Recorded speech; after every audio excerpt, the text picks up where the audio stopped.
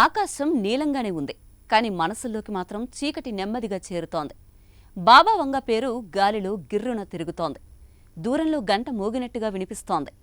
వీధులు నిశ్చలంగా, ఇంటి గోడలు నిశ్శబ్దంగా నిలుస్తున్నాయి. మనసులు మాత్రం చిరుగాలి తాకిడితో వణుకుతున్నాయి. ఏమవుతుందనే ప్రశ్న నెమ్మదిగా పెరిగి పెద్ద అలగా మారుతోంది. ఇటు భయముంది, అటు ఆసక్తి కూడా ఉంది. రెండూ కలిసిపోయి ఒకే శబ్దంలా మోగుతున్నాయి. ఇటు కళ్ళంతా ముళ్లదారినే చూస్తున్నాయి. రాత్రి మరింత భారంగా మారినట్టుంది. ఉదయం కొంచెం దూరమైంది అనిపిస్తోంది. ఇది కేవలం మొదటి రాగం మాత్రమే. మిగతా పాట తలుపు వెనకాల ఉంది.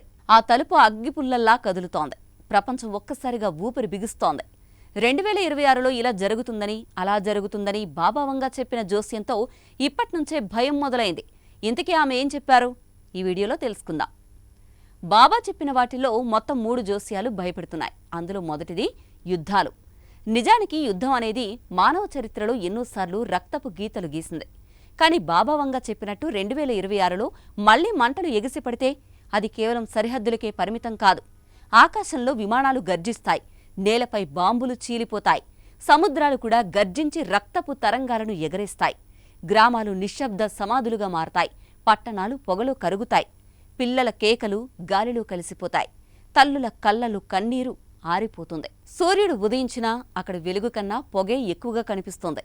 ఇది కేవలం యుద్ధం కాదు, మానవ మనసులను చీల్చే భయపు తుపాన్.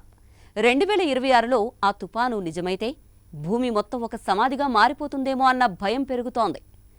ఇంకో జోస్యం మరింత భయాన్ని రగిలిస్తోంది. అదే మానవ మేధస్సు పుట్టించిన కృత్రిమ మేధస్సు. బాబా వంగ చెప్పినట్టు 2026లో ఆ ఏఐ మేధస్సు మన చేతుల నుంచి జారిపోతే ఏమవుతుంది? మనమే సృష్టించిన యంత్రాలు మనకంటే ఎక్కువగా ఆలోచించడం మొదలుపెడితే మనిషి కల్పించిన కలలన్నీ, కష్టపడి నిర్మించిన భవిష్యత్తంతా ఒక్క క్షణంలో యంత్రాల లెక్కల్లో కరిగిపోతాయి. ఇంతవరకు మనిషి యంత్రాన్ని నడిపాడు. కానీ 2026లో యంత్రం మనిషిని నడిపితే అది విధ్వంసానికి, వినాశనానికే దారితీస్తుంది. మూడో జోస్యం మరింత ఆశ్చర్యాన్ని కలిగిస్తూ భయాన్ని కురిపిస్తోంది. భూమి మీద మనిషి ఒక్కడే కాదని, ఆకాశం అవతల నుంచి అపరిచిత జీవులు అడుగు పెడతారని బాబా వంగ పలికారు. 2026లో నిజంగానే అలాంటి జీవులు మన ముందు నిలబడితే, వారి కళ్ళలో మనకు అర్థం కాని మెరుపు కనిపిస్తే, వారి భాష మనకు గర్జనల్లా వినిపిస్తే, నగరాల పైకి తెలియని నౌకలు దిగబడితే, ఇది స్నేహానికి నాంది అవుతుందా లేక అంతానికి ఆరంభమా అనే సందేహం ప్రతి గుండెను చీల్చేస్తుంది. చీకట్లో నుంచి వెలుగు వస్తుందా లేదా వెలుగులోనే చీకటి దాగి వస్తుందా అన్న భయం మానవలోకాన్ని కమ్మేస్తుంది. ఇలా బాబా వంగ చెప్పిన జోస్యాలు ఒకదాని తర్వాత ఒకటి భయాలు కురిపిస్తున్నాయి.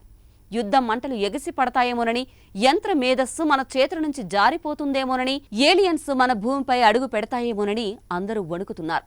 ఇదంతా నిజమవుతుందా, కేవలం కలగాని మిగిలిపోతుందా అన్నది ఎవరికీ తెలియదు.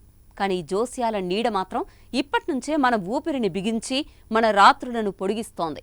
భవిష్యత్తు తలుపు ముందే ఉంది, కానీ అది తెరుచుకుంటే వెలుగొస్తుందా లేదా చీకటి గర్జిస్తుందా అనే రహస్యం మాత్రం 2026 అనే క్షణమే చెప్పాల్సింది. మరి మీరేమంటారు?